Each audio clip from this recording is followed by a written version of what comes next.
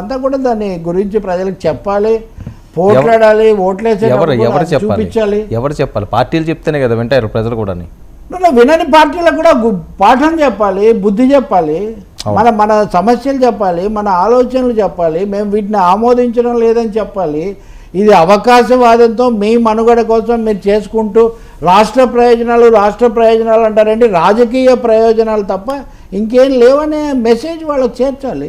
సరే, ఎన్నోసార్లు చరిత్ర మారలేదా? లేదా ప్రభుత్వాలు పార్టీలు తలకిందులు కాలేదా? అందుకని అది ప్రజలేం చెప్పరు, ఎప్పటికీ ఇట్లాగే ఉంటారని కూడా మనమేమీ చెప్పలేం. ఒక డెడ్ ఎండ్కు కాకపోతే ఒక్కటే, ఇక్కడ ఈ రెండు క్యాంపుల మధ్యలో మాకు చాలా అనుకూలత ఉంది. ఇందాక నేను చెప్పినట్టు దీన్ని అవకాశంగా తీసుకొని జగన్ అఫెన్స్లో వెళ్ళే ఒక వాతావరణం ఎక్కువగా కనిపిస్తుంది. YCP is an political offence, TDP is an media offence. Media offence అనేది అయితే ఓట్లు కాదు కదా, ఓట్లలో రావాలంటే పొలిటికల్ అఫెన్సు. దీంట్లో కూడా ఇది ఒకటేను కదా, అదే 2-3 ఉన్నాయి ఇలాంటివి.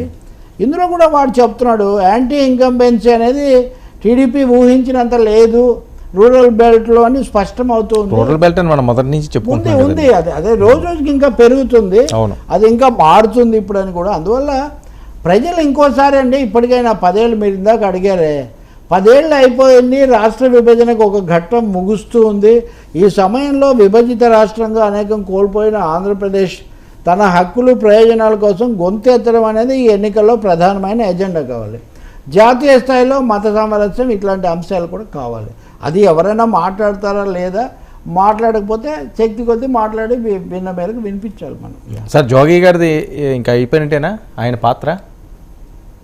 నేనంటే ఆయన పవన్ కళ్యాణ్కే మద్దతు, మీతో ఉంటాను, మీరు పట్టువదలని విక్రమార్కుడిలాగా మీ ప్రయోజనాల కోసం అన్నారు కదా, ఆయన కూడా స్పందిస్తారు. బహుశా ముద్రగడ అయిన తర్వాత ఆయన సెకండ్ ప్లే. ముద్రగడ ఇప్పుడు అలా వెళ్ళినప్పుడు ఈయన ఎవరి వైపు ఉంటారో చూడాలి. ఏది మన గుమ్మడి ఎస్వి రంగారావు పాత్ర, ఈ సీనియర్ క్యారెక్టర్ యాక్టర్లు.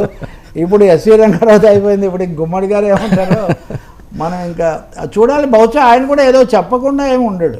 ఎందుకంటే అంటే వాళ్ళకు ఒక అనుభవం ఉంది. మీకు నచ్చవచ్చు నచ్చకపోవచ్చు, వాళ్ళు అనేక పొరపాట్లు కూడా చేసి ఉండొచ్చు, కానీ వాళ్ళ వ్యక్తిత్వాలను ఇక్కడ పణం పెట్టిన ఒక పరిస్థితి వచ్చింది. వాటిని వాళ్ళు ప్రూవ్ చేసుకోవాలి. మేము ఫలానా వైపు ఉంటాము, మేము ఫలానా విధంగా భయపడే అవసరం వాళ్ళకేం లేదు. వీళ్ళకు ఉండొచ్చు కానీ వాళ్ళకేమి పోయేదేముంది. ఇంకా ఇప్పుడు హరిరామ్ జోగయ్య వయసులో, అందుకని ఆ క్యారెక్టర్ కూడా కాదు అది. I think we may listen from him. గతంలో ఎప్పుడు లేనటువంటి ఒక రసవత్తరమైన రాజకీయం పవన్ కళ్యాణ్ గారు సృష్టించిన ఎన్నికల కథాచిత్రం ఇది. ఎన్నికల కథాచిత్రంలో హీరో కంటే కూడా క్యారెక్టర్ యాక్టర్స్ డామినేట్ చేసేయడంతో ఇప్పుడు ఈ పరిస్థితి వచ్చింది. చూద్దాం సార్ మరి ఏం జరుగుతుంది. రంగారావు ఉంటే అటు రామారావు నాగేశ్వరరావు ఇద్దరు ఉన్నా కానీ రంగారావు గారు డామినేట్ చేస్తారు. సో అలాగే తయారైంది ఇక్కడ పరిస్థితి. రైట్ సార్, చూద్దాం సార్ ఏం జరుగుతుంది. Thank you so much. ఇది ఈనాటి frankly with Telakapalli. Stay tune to